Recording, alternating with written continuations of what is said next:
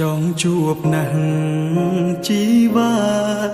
អ្នកណាចង់បែកពីស្នេហ៍ដឹងដែរឈឺចាប់ដូចគ្នាខ្ទមដួងចិត្តខ្ទងពាក្យមិនដឹងបកស្រាយបែបណាឲ្យស្ងួនទប់ចិត្ត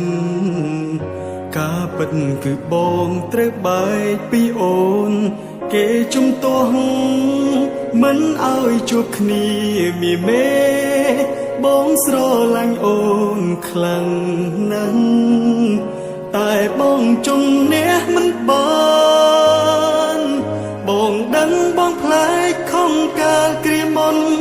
ខំប្រចង់ឲ្យអូនដកចិត្តពីប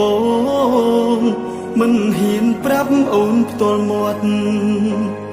សុំតបផងដែលបងផ្ដោក្តីសង្ឃឹមតែពេលនឹងបងដកយកក្តីរំពឹងវិញឲ្យចិត្តនន់ខ្ទមតោម្នេញឈឺចាប់ខ្លាំង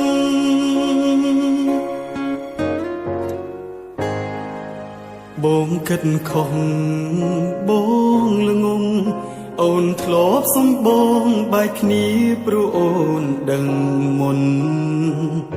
តែបងមិនព្រមទុករហូតរឿងធំរឿងបងជួបមុំមិនបានកល្យានក្រមចិត្ត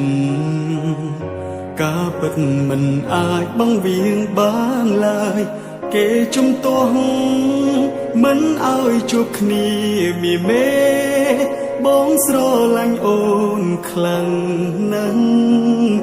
តែបងជំនះមិនបានបងដឹងបងផ្លែកខំកាលគ្រាមុនខំប្រចង់ឲ្យអូនដកចិត្តពីបងមិនហ៊ានប្រាប់អូនផ្ទាល់មាត់